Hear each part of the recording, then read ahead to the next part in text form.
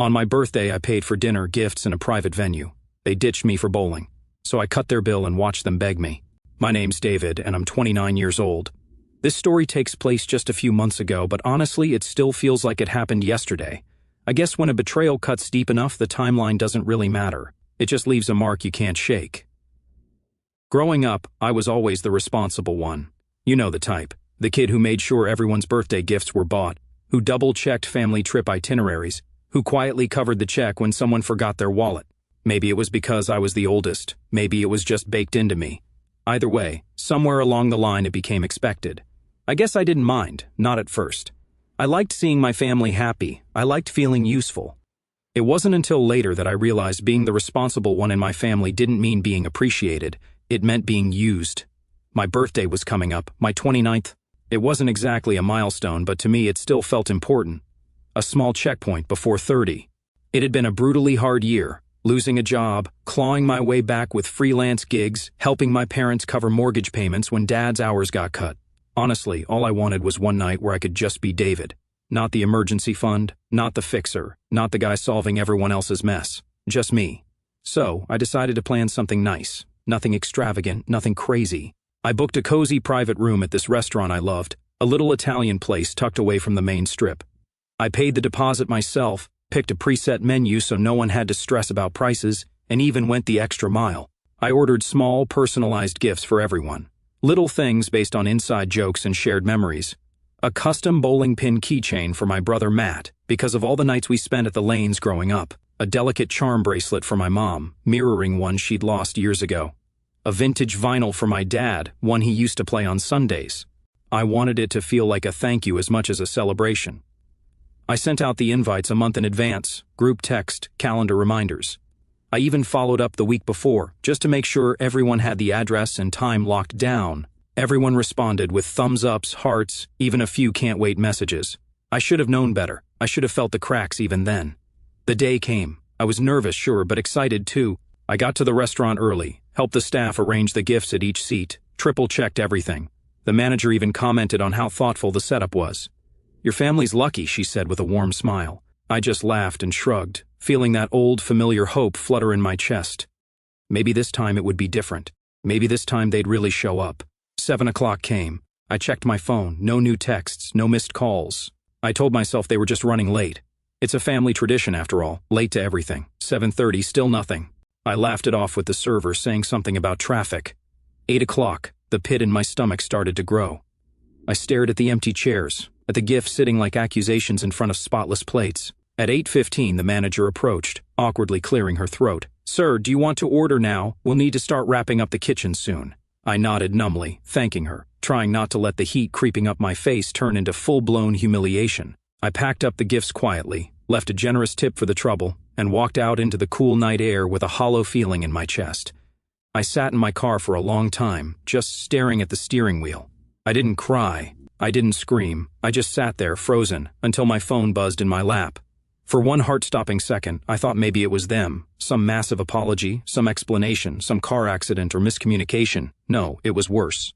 My brother Matt had posted a series of photos. Him, my parents, a couple of cousins, all at a bowling alley across town, big stupid grins plastered across their faces. They tagged the post family night. No mention of my birthday, not even a sarcastic jab, just nothing, like I didn't exist. My stomach twisted so hard it felt like I was going to be sick. I scrolled through the photos in a daze. There was Matt, posing mid-bowl, laughing with his arms slung around our cousin Kyle. There was my mom, throwing up peace signs with a glittery pink bowling ball. My dad, red-faced and grinning at the snack counter, like they hadn't promised they'd be with me tonight, like they hadn't RSVP'd, hadn't hyped up how special they wanted to make it. I sat there for a few minutes, staring at the screen, the neon reflections flashing against the glass. Then, in a kind of detached haze, I started adding things up. How many months I'd floated my parents' electric bill, how many times I'd slipped.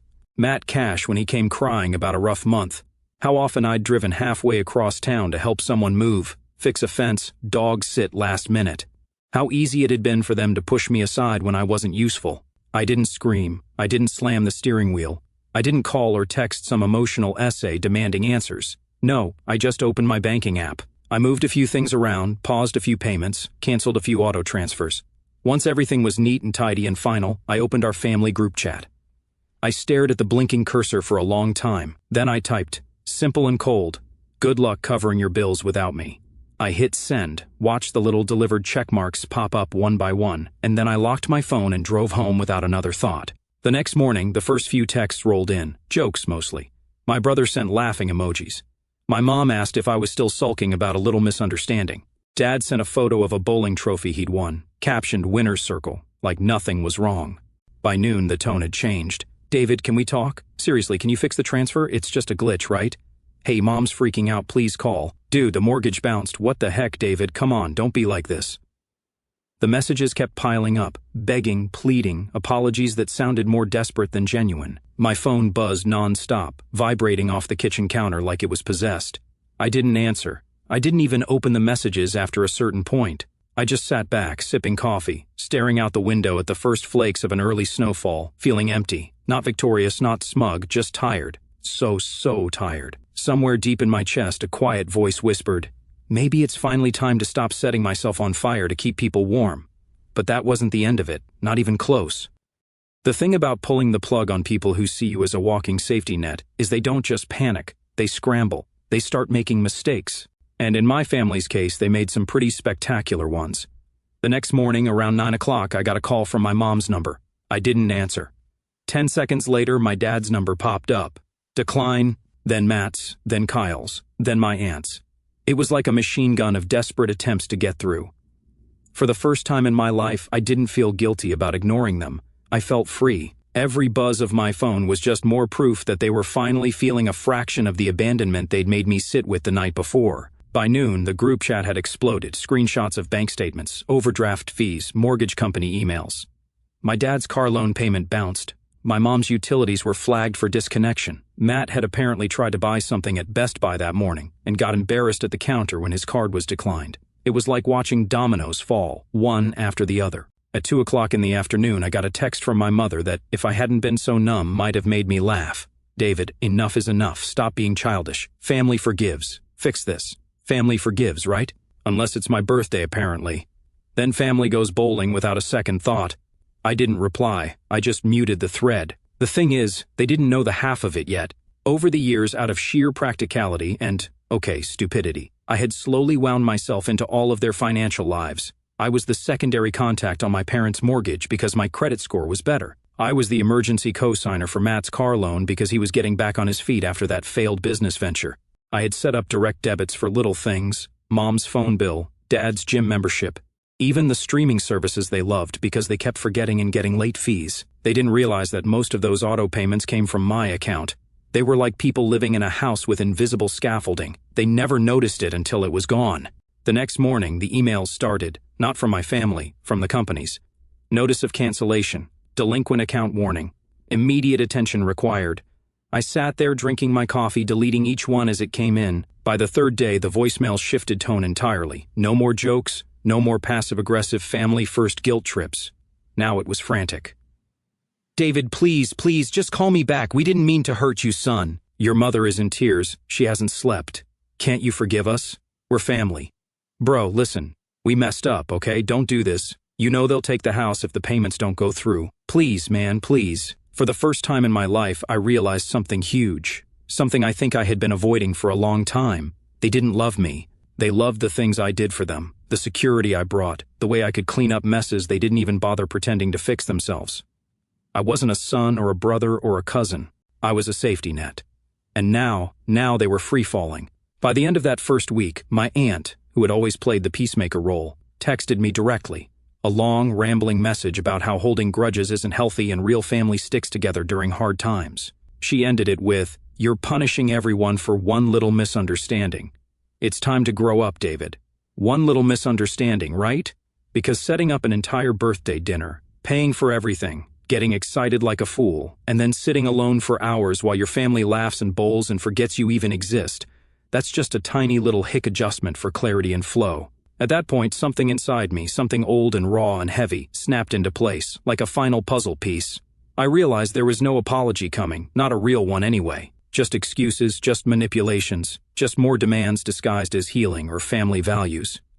Still, I stayed silent. That Friday night, I went out by myself, something I hadn't done in years.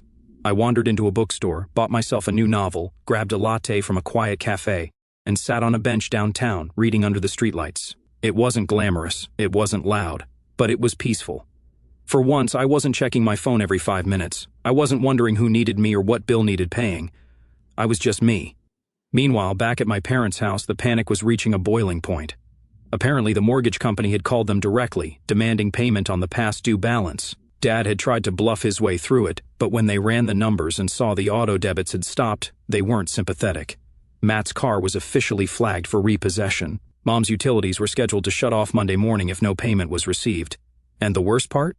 They still hadn't told the rest of the extended family what was happening. Too proud, too embarrassed. So, from the outside, everything looked normal. Until it didn't. Saturday morning, I got a text from my cousin Jenna, one of the few family members I actually liked. She wasn't part of the bowling disaster, but apparently she had caught wind that something big was going on. "Hey David, I don't know what's happening, but just know I'm here if you need anything. You didn't deserve whatever they did." That almost broke me. Almost. But I knew I had to see this through because what was coming next? Well, let's just say their problems were about to get a whole lot worse. Sunday morning, I woke up to a knock at my door. Not a text, not a call, a knock. Loud, persistent, desperate. For a second, I thought about ignoring it, just pulling the blanket over my head and letting them pound away until they gave up. But curiosity got the better of me. I padded over to the window and peeked through the blinds. It was my dad, and he didn't look angry. He looked small, deflated. His shoulders were hunched against the cold, his hands stuffed deep in the pockets of his worn-out jacket. He shuffled from foot to foot, like a teenager caught outside after curfew. I didn't rush to open the door. I made him wait, just like I had waited in that restaurant, sitting alone at a table set for ghosts. Finally, I cracked the door open, just a few inches, enough to look him in the eye without inviting him in. "David," he said, his voice rough. "Can we talk?" I leaned against the frame. "Talk about what?" He flinched at my tone but forced a brittle smile. "About family, about fixing things." I stared at him for a long moment. This man, who hadn't even sent a happy birthday text, standing here now because the bank account was dry, the mortgage company was calling, and his carefully balanced house of cards was collapsing around him. Funny how family only mattered when they needed saving. "I don't think there's anything left to fix," I said calmly. He blinked, clearly thrown off. He opened his mouth, closed it again, then finally found words. "We made a mistake. We know that. Your mother's sick over it. Matt too. They didn't mean to hurt you. They thought it would be funny. A surprise. Bowling first, then meet you later. It got out of hand." I raised an eyebrow. "You thought standing me up for 2 hours was a surprise?" He had the decency to look ashamed. "We messed up," he said, his voice cracking. "But you're punishing everyone. Punishing everyone." There it was again, as if I was the one who started this.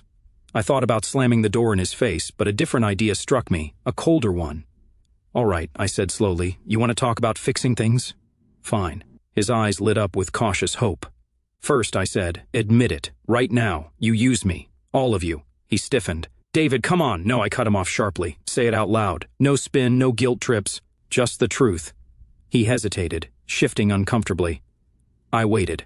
I wasn't giving him an inch. Finally, he muttered, barely above a whisper. We depended on you too much." I shook my head. "Not good enough. Say it properly." He looked like he wanted the ground to swallow him whole, his fists clenched in his jacket pockets. For a second, I thought he might just turn and leave. But instead, he swallowed hard and forced the words out. "We used you, David. We took you for granted."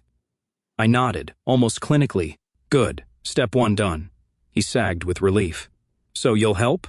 I smiled thinly. "Oh, no, I'm not helping. Step 1 was just admitting it. Step 2 is living with it." I pushed the door closed, slow and deliberate, right in his stunned face. I didn't slam it. I didn't scream. I just ended it, clean and final. The moment the latch clicked, a weight lifted off my chest, one I hadn't even realized I was carrying. I leaned my forehead against the door and took a deep, shaky breath. For the first time in years, I felt free. Of course, the fallout didn't stop there. Monday morning rolled around, and with it, a small but important detail my family had overlooked. My name wasn't just tied to their bills, it was tied to their paperwork. The mortgage? I was the CO signer. The loan companies? They had my contact info too. And when payments stopped, so did the automatic shielding I had built for them. Forwarding notices, intercepting calls, smoothing over late fees. Without me there to run interference, everything slammed straight into them. By Tuesday, my mom's electricity was cut off. By Wednesday, Matt's car was repossessed, right out of the driveway in front of the neighbors. By Thursday, my parents' mortgage lender officially filed for foreclosure proceedings. And the beautiful poetic irony? Because they'd been so dependent on me for so long, they didn't even know how to start fixing it.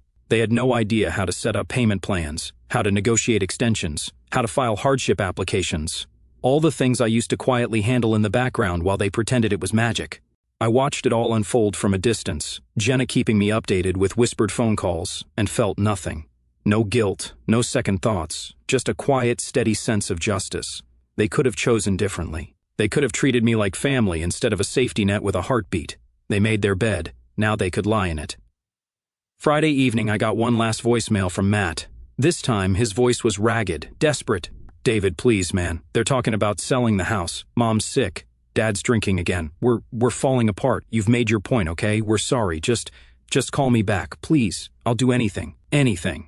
It was almost funny how quickly you're just being dramatic turned into "we'll do anything," but it was too late. I had already made peace with it, with them. They had chosen to make me feel invisible when I needed them most. Now they could find out how invisible felt. As for me, I had my own life to build, a better one. One where my worth wasn't measured by what I could give, where my birthday didn't come with terms and conditions, where being family wasn't just a word people used to guilt you when the money ran dry. That night, as the first real snow of winter blanketed the streets, I sat by the window with a cup of tea, watching the world turn white and silent. For the first time in years, the silence didn't feel lonely. It felt like peace. Weeks passed. At first, after Matt's voicemail, I wondered if they would show up again. Maybe on my doorstep, maybe at my work. It would be exactly their style, making a scene, playing the wounded martyrs, throwing themselves at my feet just long enough to get what they needed. But they didn't. Instead, the silence stretched on, thick, tense, brittle. Through Jenna, I heard bits and pieces, enough to paint a full picture.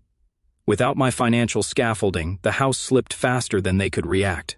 The foreclosure notice was posted right on their front door, bright yellow and impossible to ignore.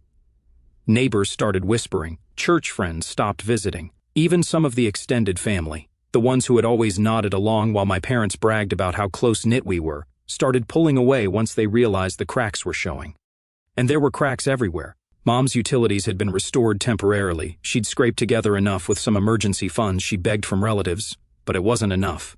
She was selling furniture piece by piece on Facebook Marketplace just to keep the lights on. Dad tried to pick up extra shifts at his job, but it was too late. His reputation, once solid, had started slipping when the foreclosure rumors spread. Customers didn't want to trust someone who couldn't even manage his own home. His hours were cut even further. Matt? He spiraled. Without a car, he lost his main source of income, the gig jobs he hopped between to make ends meet. He crashed on couches for a while, then finally moved into the crumbling house with my parents, all of them clinging to each other in a sinking ship. It would have been easy to feel sorry for them. Easy, if I didn't have the clear, unshakable memory of sitting alone at that restaurant table, staring at untouched plates and gifts carefully picked for people who had decided I didn't matter. I went back to therapy, a different therapist this time, someone who specialized in family dynamics and boundaries. She helped me dig into the rot, all the years of quiet expectation, all the unspoken rules I had followed out of loyalty, guilt, fear of abandonment. She showed me that I hadn't been selfish for stepping away. I had been surviving, and little by little, I built something new. I moved out of the small apartment where I'd spent so many nights waiting for emergency calls from them. I found a place on the edge of the city, a modest condo with huge windows that overlooked the park.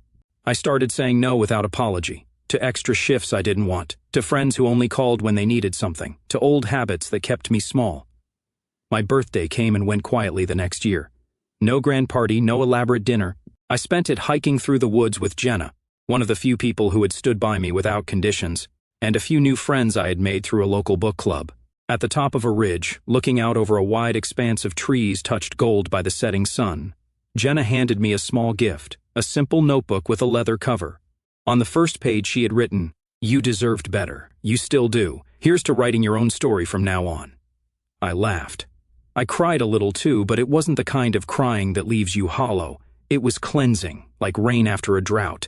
The final nail in the coffin of my old life came 6 months after that disastrous birthday. I was at work when my phone buzzed with an email notification. It was from the mortgage company. I almost didn't open it. I had trained myself not to care, but curiosity tugged at me. I clicked. The house had been auctioned off, sold to a young couple who planned to gut it and start over. My parents had moved into a small rental apartment on the outskirts of town. No porch swing, no backyard BBQs, no big family holidays, just a two-bedroom box with peeling linoleum floors and broken mini blinds. Matt, last I heard, was working nights at a gas station. Minimum wage, no car, no credit, no fallback. I should have felt victorious, maybe even vindicated. But the truth was, I just felt done. Their downfall wasn't a triumph. It wasn't a trophy I wanted to hang on my wall. It was a reminder of the cost of letting people treat you like an afterthought, and a promise to myself that I would never let it happen again. About a year after the collapse, I got one last message from my mother. A simple email, no subject line. Inside, just a few lines: "We know we hurt you. We're sorry. We lost everything. We lost you. We understand if you never want to hear from us again, but if you ever do, the door's open." No guilt trips, no begging, no manipulation, just acknowledgement.